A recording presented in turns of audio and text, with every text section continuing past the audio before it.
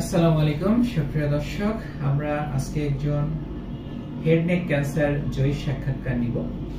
আমাদের head neck cancer জয়ী আমাদের জ্যোৎস্না নানি, জ্যোৎস্না বিশ্বাস। তো জ্যোৎস্না বিশ্বাস তিনি প্রথমে যখন ক্যান্সারে আক্রান্ত হন, তারপর তিনি চিকিৎসা গ্রহণ করেন। তার ক্যান্সারটা ছিল বেজ অফ দ্য টাং, মানে জিহ্বার গোড়ায় ক্যান্সার। তো পরবর্তীতে তিনি চিকিৎসা গ্রহণ করেন এবং বর্তমানে তিনি ভালো ফলো আপে রয়েছে। এবং ফলো আপে তার সমস্ত পরীক্ষা নিরীক্ষার রিপোর্ট দেখে সেখানে কোনো ক্যান্সারের কোনো আলামত বা উপাদান পাওয়া যায়নি। তো আমরা আজকে তার মুখেই শুনবো তার অভিজ্ঞতার কথা। কেমন আছেন আপনি? আচ্ছা, আপনার তো রিপোর্ট করে এখন আর শরীরে কোনো ক্যান্সারের উপাদান পাওয়া যায়নি, ঠিক আছে? তো এটা আপনি এই জিনিসটা আপনার কাছে কেমন লাগছে? মানুষ তো বলে যে ক্যান্সার হলে মুক্তি নাই, ক্যান্সারে এখন ভালো করছে। আমার জিহ্বায় একটু সমস্যা আছে।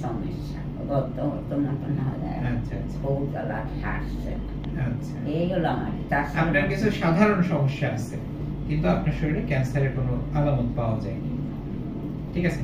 এখন হচ্ছে সাধারণ মানুষকে আপনি কি বলবেন, যারা আসবে, যে ক্যান্সার, যাদের নতুন ক্যান্সার হবে, তাদেরকে কি বলবেন যে তারা চিকিৎসা করবে কিনা? আপনি চিকিৎসা, হ্যাঁ সেটা একটু বলেন। তারা চিকিৎসা করবে কিনা? সাধারণ মানুষ করলে তারাও আপনার মতো ভালো হবে, তাই তো? আচ্ছা, ঠিক আছে, অনেক ধন্যবাদ। আপা হচ্ছে এখন নানির সাথে, জ্যোৎস্না বিশ্বাস নানির সাথে সার্বক্ষণিক তার টেক কেয়ার করেন।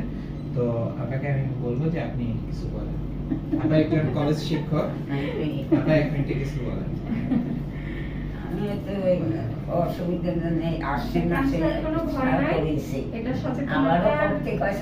সচেতন হলে ক্যান্সার রোগ থেকে পুরোপুরি সুস্থ হওয়া সম্ভব। আচ্ছা, ধন্যবাদ আপনাকেও, ধন্যবাদ। আপনাকে ঠিক আছে নানি, আপনাকেও ধন্যবাদ। আপনি চিন্তা করবেন না, আপনি চিকিৎসা নিলে ইনশাআল্লাহ ভালো থাকবেন। আর চিকিৎসা লাগবে না, ক্যান্সারের চিকিৎসা লাগবে না। তো প্রিয় দর্শক,